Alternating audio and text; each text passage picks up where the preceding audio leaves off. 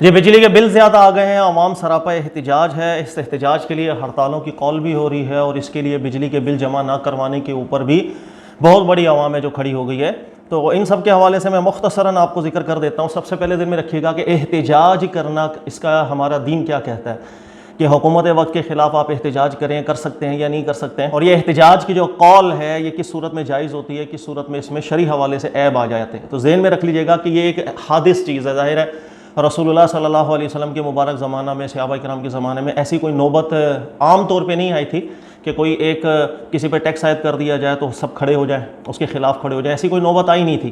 لیکن اب جیسے جیسے دور آگے چلتا گیا، نظام حکومت میں تبدیلیاں آتی چلی گئی، قوانین میں تبدیلیاں آتی چلی گئیں، اور اس صورت میں احتجاج کے حوالے سے ایک طریقہ ہے جو پوری دنیا کے اندر چل رہا ہے۔ تو جب سے یہ طریقہ حادث ہوا ہے، علماء کرام نے اس پر تفصیلی گفتگو کی ہوئی ہے۔ اگر آپ علامہ یوسف قرضاوی صاحب کو پڑھیں رحمۃ اللہ علیہ، محمد بن صالح عثیمین صاحب کو ذکر کریں تو انہوں نے اتنا پیارا مقالہ لکھا ہوا ہے کہ جس پر نہ بندہ زیادتی کر سکتا ہے نہ کمی کر سکتا ہے، نہایت نپی تلی گفتگو کی ہے۔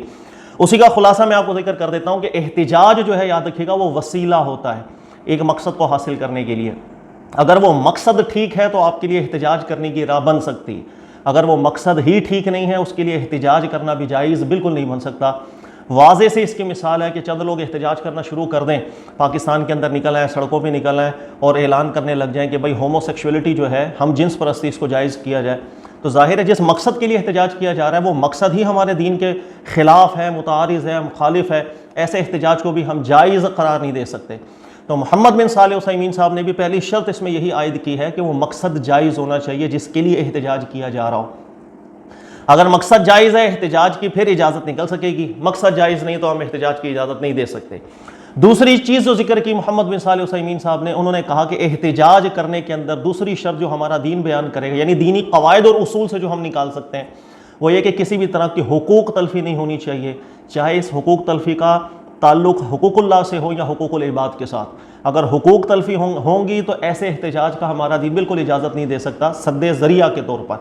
مثال کے طور پر جیسے پاکستان میں عموماً جب احتجاجات ہوتے ہیں، ریلیاں نکلتی ہیں، دوسروں کی املاک کو نقصان پہنچایا جائے گا، گاڑی جلا دی، بس جلا دی، کوئی توڑ پھوڑ کر دی، بینک توڑ دیا، فلاں کر دیا، یا آج کل بجلی کے بلوں کے حوالے سے آپ دیکھیں گے کہ جیسے علاقوں میں گاڑیاں آتی ہیں تو لوگ ان کو مارنا شروع کر دیتے ہیں، بھئی یہ کے ای والے افراد ہیں انہیں مار دیا، اور کئی افراد بیچارے زخمی ہو گئے، ہاسپٹل چلے گئے، سر پھٹ گیا کسی کا۔ یہ جو حقوق تلفیاں، یہ احتجاج کے اندر اس کی اجازت بالکل نہیں ہوگی، نہ ہم اجازت دے سکتے ہیں۔ وجہ یہ ہے کہ یہ جو ملازمین آتے ہیں ان کا کوئی اختیار نہیں ہوتا کہ یہ کوئی مطلب قانون بنانے والے لوگ نہیں ہیں، ٹیکس عائد کرنے والے لوگ نہیں، ملازم پیشہ لوگ ہیں۔ آپ کے علاقے میں اگر یہ آ جائیں تو آپ ان کے ساتھ تو کم سے کم، ان کو مار پیٹ کر کے کیا ملے گا، آپ کا بل تو کم ہونے سے رہا۔ حقوق تلفی نہیں ہونی چاہیے، کسی کی جان، کسی کی مال اور کسی کی عزت پر حملہ نہیں ہونا چاہیے۔ ہمارے دین میں کسی کی جان، مال، عزت پر حملہ کرنا ایسا ہے جیسے آپ بڑھ کے کعبۃ اللہ شریف کی عمارت کو گرانے لگ گئے، یہ بہت بڑا جرم ہے۔ رسول اللہ صلی اللہ علیہ وسلم نے بھی تاریخی حدیث ہے نبی پاک علیہ الصلوۃ والسلام کی، صحابہ کرام حج کے لیے جمع تھے، ان سب کے سامنے اعلان کیا تھا رسول اللہ صلی اللہ علیہ وسلم نے، ایک مسلمان کی جان، مال اور عزت کی اتنی ویلیو ہے جیسے یہ شہر مکہ کی ویلیو ہے ایک مسلمان کے دل میں۔ لہذا اس چیز کا بالکل خیال اور سختی کے ساتھ خیال ہونا چاہیے۔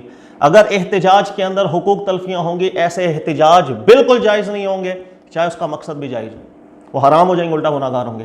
اور تیسری اہم چیز جو ہے وہ بغاوت کا عنصر نہیں ہونا چاہیے احتجاج کے اندر۔ بغاوت کا عنصر کا مطلب یہ ہوتا ہے کہ آپ ایسی تقاریر کرنے لگ جائیں کہ ملک کے اندر ایک انتشار کی کیفیت پیدا ہونے لگ جائے، بغاوت کی سی کیفیت پیدا ہونے لگ جائے، اس کی اجازت نہیں ہے۔ یونٹی ہمارے دین کو بہت مطلوب ہے، اگر یونٹی پہ ضرر پڑتا ہے تو ایسے احتجاجات کی جو اجازت ہے ہمارا دین نہیں دے سکتا ہے۔ رسول اللہ صلی اللہ علیہ وسلم یونٹی میں رہنے کی بہت تلقین ارشاد فرمایا کرتے تھے، ہر وہ کام جس سے یونٹی متاثر ہو نبی پاک علیہ الصلوۃ والسلام منع فرما دیتے تھے۔ تاریخی حدیث ہے، نبی پاک علیہ الصلوۃ والسلام بھی ایک دفعہ تشریف لے جا رہے، صحابہ ساتھ تھے، ایک جگہ پڑاؤ ہوا، جو لوگ نئے نئے مسلمان ہوئے تھے انہوں نے اپنے اپنے ٹولے بنا کر الگ الگ ہو گئے، فلاں قبیلے والے الگ پڑاؤ کر لیا، فلاں قبیلے والوں نے الگ پڑاؤ کر لیا۔ ان دو قبیلے والوں میں سے کچھ افراد کی آپس میں لڑائی ہو گئی۔ جب لڑائی ہوئی ہے تو انہوں نے نعرے لگا دیے، فلاں قبیلے والوں پھڈا ہو گیا آ جاؤ، دوسرے نے بھی نعرہ لگا دیا، فلاں قبیلے والوں پھڈا ہو گیا آ جاؤ۔ وہ دونوں قبیلے والے لڑنے کے لیے سامنے آ گئے۔ رسول اللہ صلی اللہ علیہ وسلم نے جس وقت یہ چیز دیکھی، نبی علیہ السلام سخت ناراض بھی ہوئے ہیں، نبی علیہ السلام نے ان میں صلح بھی کروائی، اور تاریخی الفاظ ہیں نبی پاک علیہ السلام کی کہ جو جاہلیت کے سارے امور آپ نے کیے ہیں اس کی اجازت نہیں ہے، بلکہ نبی علیہ السلام نے فرمایا اپنے آپ کو صرف مسلم کہا کریں، اپنے آپ کو اللہ کے مسلم بندے کہیں، اور یہ جو قبیلوں کے ساتھ امتیاز پیدا کیا ہوا ہے جس سے یونٹی ٹوٹتی ہے اس کو چھوڑ دیں۔ یہ بڑی پیاری حدیث ہے رسول اللہ صلی اللہ علیہ وسلم.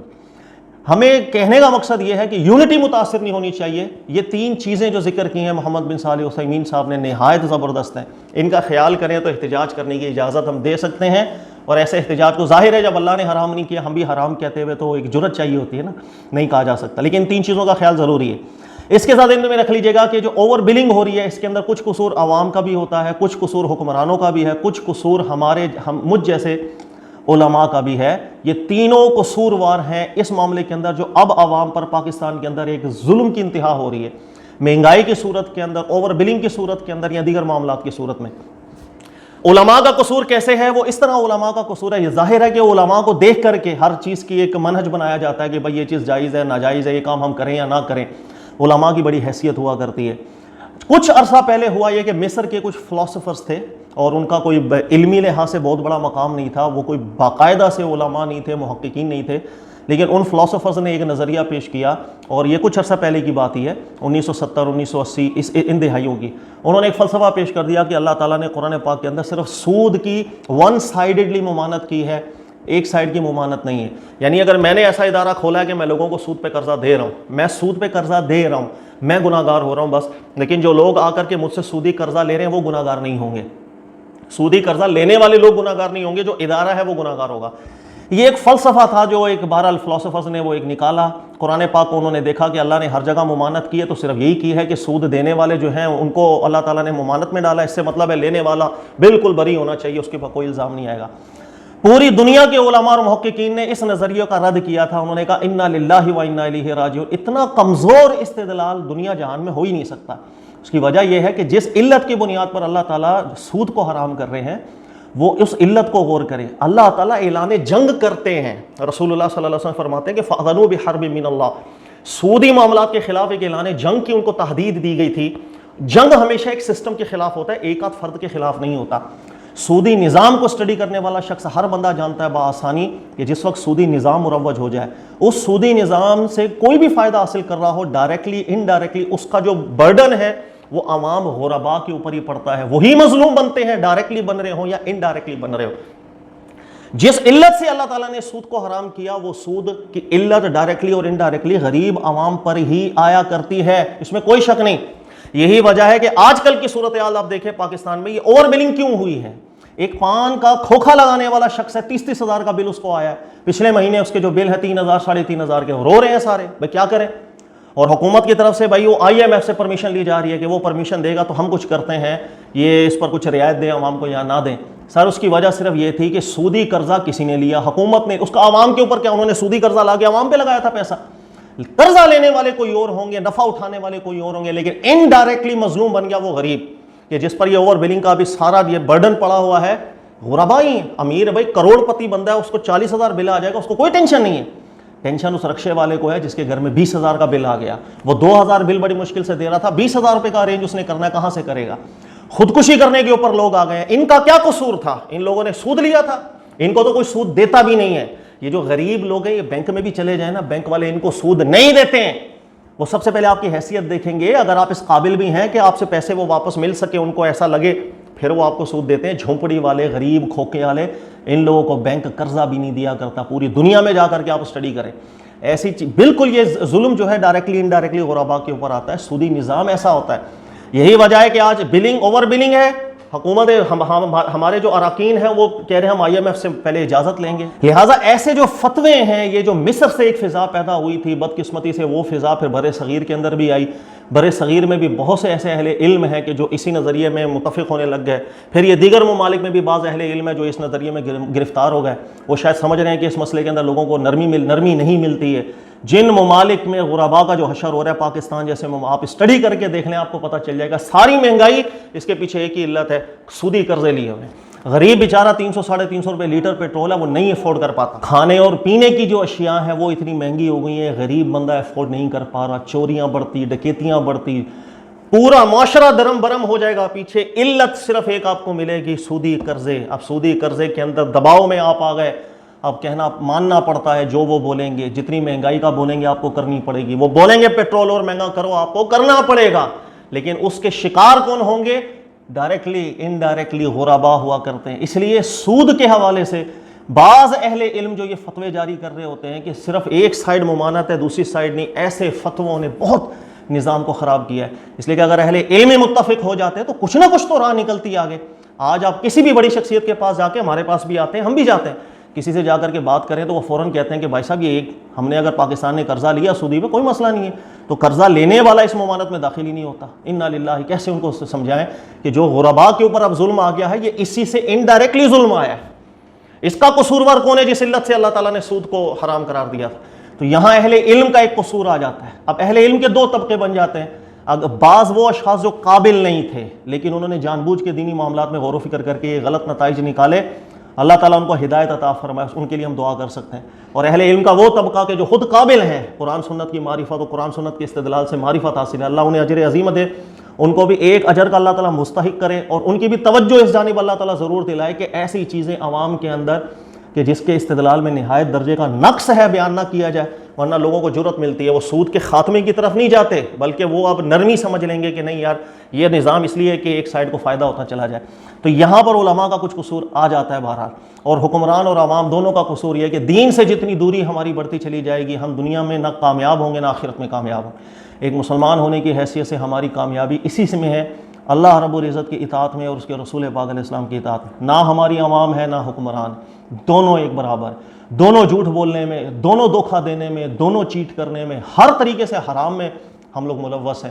لہٰذا اس میں کوئی کسی کو کیا قصوروار ٹھہرائے کہ وہ ایسا یا فلانا ایسا، دونوں طبقے عوام اور حکمران کے دین سے بالکل دور ہیں.